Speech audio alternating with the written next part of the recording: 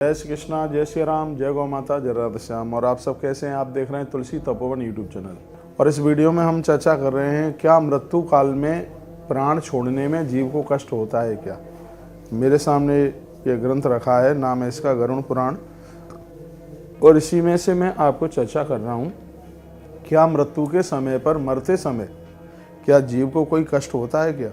तो वर्णन किया गया है, मृत्यु काल में असीम कष्ट का अनुभव उन मनुष्यों को होता है जो अधर्मी हैं, दुराचारी, पापी, क्रूर और तमोगुण प्रकृति के जो लोग हैं। ऐसे लोगों को मृत्यु के समय पर भारी कष्ट होता है। 20-20 करोड़ बिच्छू एक साथ डंक मारे, इतनी उन्हें वेदना होती है। जो मनुष्य धार्मिक हैं, सदाचारी हैं, सात्विक स्वभाव वाले हैं, उन्हें मृत्यु के समय पर कोई कष्ट नहीं भोगना पड़ता। यह वर्णन है। उनको मृत्यु सुखपूर्वक, उनकी मौत सुखपूर्वक होती है। उदाहरण के तौर पर यह कहा गया है कि जो मनुष्य काम या क्रोध या द्वेष की भावना से ग्रसित हो बैठने पर भी धर्म का त्याग नहीं करता और शास्त्र विहित आचरण करता है तथा सौम्य स्वभाव वाला है, उसको मृत्यु सुखपूर्वक होती है। यह कामान नापि सर्वभान्य द्वेषा धर्म विसर्जेत यथोक्तकारी सौम्यस्य सा सुखम मृत्यु मृक्षति। ऐसा ब्रह्म पुराण के अंतर्गत वर्णन किया गया है। तो कहा गया है कि अपने सात्विक सतोगुण को बिल्कुल भी नहीं छोड़िएगा, तमोगुण की प्रवृत्ति से दूर रहिएगा। यह वर्णन किया गया है, जिसने कभी अनर्थ वचन नहीं बोले हों और किसी के प्रेम संबंध को न तोड़ा हो तथा जो आस्तिक है, वेद वचनों में विश्वास रखता है, ऐसे श्रद्धालु की मृत्यु बहुत सुखपूर्वक होती है और उसकी मृत्यु एक उत्सव बन जाती है। ये ना नितानि नुक्तानि प्रीत भेदा कृतो न चाह आस्तिकः श्रद्धानश्च सा सुखम मृत्यु मुक्षति। स्पष्ट इस श्लोक में लिखा है कि उसकी मृत्यु बिल्कुल उत्सव की तरह हो जाती है।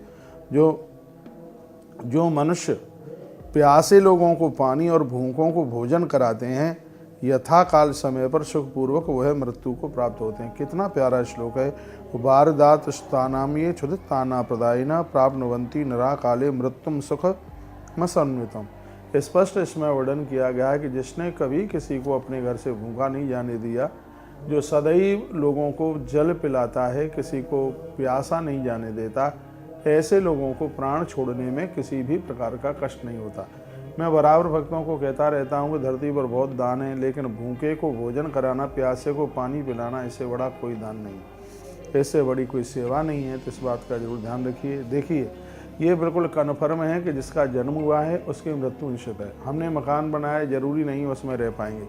हमने दुकान खरीदी, जरूरी नहीं है लंबे समय के बाद वो हमारे पास बनी रहेगी। लेकिन ये कन्फर्म है कि जिसका जन्म हुआ है उसकी मृत्यु निश्चित है। तो मृत्यु काल में किसी भी प्रकार का कष्ट न हो, उसके लिए हमें और आपको आज से ही सात्विक स्वभाव वाला बनना होगा, अच्छे कर्म करने वाला होगा, अच्छे कर्म करने वाला बनना होगा, क्योंकि हमारा यह लोक और परलोक हमारे पवित्र कर्मों के ऊपर ही टिका हुआ है। तो सात्विक हम बने, सतोगुणी बने, शाकाहारी बने, क्रोध को जीतें, काम लोभ को जीतें, तो यह मृत्यु लोक हमारे लिए स्वर्ग बन जाएगा और मौत हमारे लिए एक उत्सव बन जाएगी। तो ऐसी वीडियो हम आपके पास में भेजते हैं और आप सुनते हैं, और भी लोग लाभान्वित हो सकें तो उनको भी ये भेजिएगा। और यह चलते चलते मैं आपको कहूँगा, जो बने जितना बने भगवत नाम उच्चारण कीजिए, भगवान का नाम लीजिएगा और सभी जीव में भगवान का दर्शन कीजिए।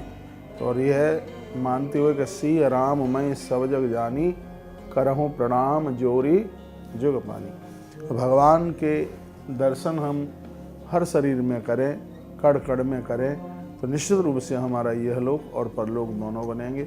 बहुत बहुत धन्यवाद। माघ का महीना चल रहा है और गुप्त नवरात्रा चल रही है। अगली वीडियो हम मैया जी के ऊपर आपको भेज रहे हैं, डाल रहे हैं। तब तक आप अपना ध्यान रखिए। इन्हीं शब्दों के साथ हर हर महादेव, घर घर महादेव।